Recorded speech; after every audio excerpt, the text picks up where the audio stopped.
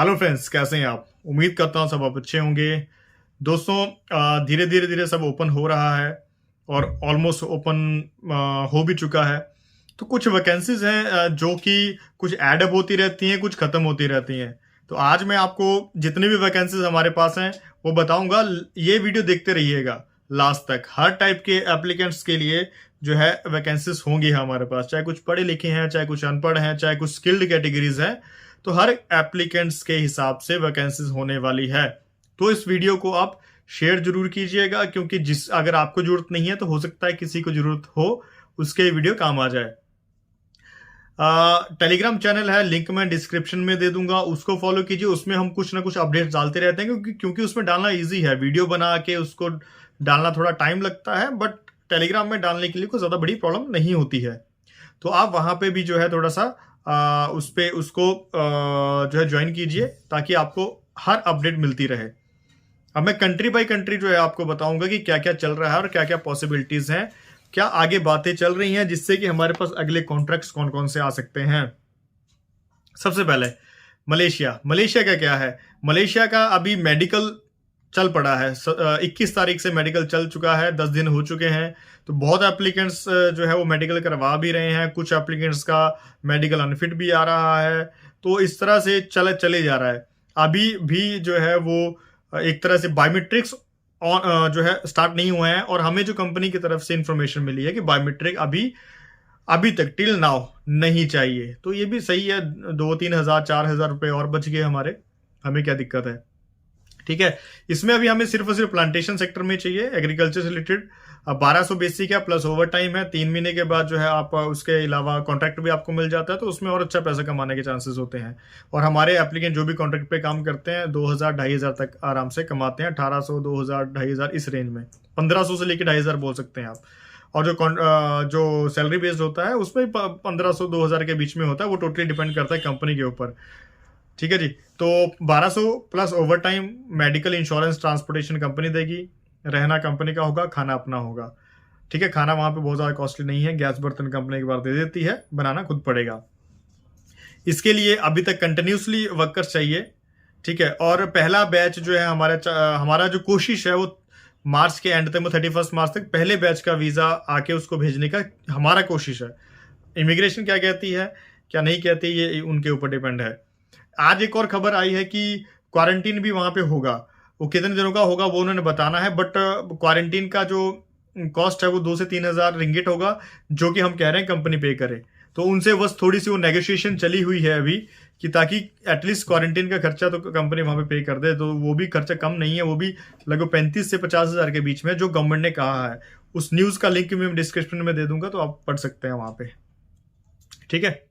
तो उसका क्या होगा, जैसे वीजा आ जाएगा, वीजा के बाद जैसे ऑनलाइन अपॉइंटमेंट होती है, उसकी भी हमें स्लॉट बुक करना पड़ेगा, क्योंकि वो कलांग वैली है जहां पे उन्होंने क्वारंटीन सेंटर बनाए हैं। वहां पे जाके उन्होंने वर्कर्स को कुछ टाइम के रखना है। आई थिंक हफ्ता भी हो सकता है, 10 दिन भी हो सकता है, 5 दिन भी हो सकता है। तो टोटली डिपेंड करेगा जब भी नेगेटिव रिपोर्ट्स आएगी। जैसे पहले दिन नेगेटिव रिपोर्ट आ गई, 7वें दिन ऐसा ऐसा करते हैं, तो देखा जाएगा। तो ये था मलेशिया का इन्फॉर्मेशन। जिसने भी जाना है 18 से लेकर 43 तक सब एलिजिबल है। सरदार, मोने, कोई भी जा सकता है। बट एक चीज ध्यान में रखिएगा, जो मेहनत करने वाला है और जो वहां पे जिसकी सैलरी रेंज 25-27 हज़ार से लेके 35-40 हज़ार की, इस रेशो में जो खुश है सिर्फ वही जाए। जिसको लगता है कि उसकी सैलरी इंडिया में इतनी है, वो मत जाए। ठीक है। जो इतना इंडिया में 15-20 हज़ार सारा खर्चे निकाल के बचा रहा है, उसके लिए जॉब बिल्कुल भी नहीं है।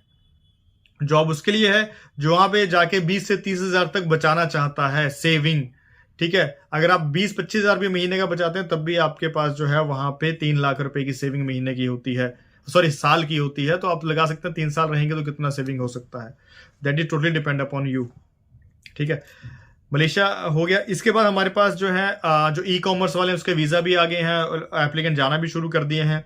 जो सऊदी अरेबिया में हमें ई कॉमर्स, अमेजोन टाइप की कंपनीज में काम है, उसमें 1200 बेसिक है, प्लस मेडिकल, इंश्योरेंस, ट्रांसपोर्टेशन उसमें भी है। उसमें भी एप्लीकेंट्स की सैलरी रेशो यही है। 30 हज़ार से लेकर 40 हज़ार तक उसमें एप्लीकेंट जो है आराम से कमाता है, 45 हज़ार तक भी कमाता है। उसमें पैकिंग, लोडिंग, अनलोडिंग, लेवलिंग, ये सारे इजी काम होते हैं। वेयर हाउस के अंदर मैक्सिमम काम है। उसमें अगर किसी ने जाना है, उसमें हमें एप्लीकेंट चाहिए 21 से लेके 21-22 से लेके लगभग 35 साल 36 साल तक चलेगा। ठीक है, उसमें अगर जाना है किसी ने वो भी जा सकता है। उसके भी हमारे पास अभी वैकेंसीज हैं, क्योंकि वो कंटिन्यूसली काम है। अभी मुझे लगता है 1 महीने तक हमारे पास वो कंटिन्यूसली काम चलता रहेगा, क्योंकि उनको काफी ज्यादा वर्कर्स चाहिए। अभी एक तरह कोविड के बाद सब कुछ ओपन हुआ है, तो उन्होंने अपना वेयर हाउस को और बड़ा कर लिया है। ठीक है, इसके अलावा हमें जो कुछ कैटेगरीज और हैं सऊदी अरेबिया के लिए, जो बहुत हमारे पास जो इंक्वायरीज आती है वो आती है ड्राइवर्स की और जो ऑपरेटर्स होते हैं। तो ड्राइवर जो हमारे पास हैं वो ड्राइवर्स होंगे ट्रेलर ड्राइवर, हैवी ड्राइवर। ठीक है, ट्रेलर ड्राइवर में अगर किसी ने जाना है तो उसमें भी जो है बेसिक सैलरी 1200 से 1500 सऊदी रियाल तक बेसिक सैलरी होती है। इंडिया का एक्सपीरियंस होना चाहिए, कम से कम 3-4 साल 5 साल का लाइसेंस पुराना होना चाहिए। जिसके बाद पुराना लाइसेंस है उसका आराम से हो जाएगा ट्रेलर ड्राइवर का या हैवी ड्राइवर का। 1500 प्लस ओवर टाइम भी होता है, और कुछ कंपनीज में सैलरी प्लस ट्रिप सिस्टम मिलता है कि हर ट्रिप का जो है इतना पर्टिकुलर आपको अमाउंट मिलेगा, वो भी होता है। इसके अलावा शावल ऑपरेटर जो होते हैं, जो शावल मशीन होते हैं उसका ऑपरेटर हो गया, पोकलैंड ऑपरेटर हो गया, बुलडोजर ऑपरेटर हो गया। ठीक है, ये भी जो है हमें चाहिए। इसमें 1500 प्लस ओटी होगा, 10 घंटे की रोज ड्यूटी होती है।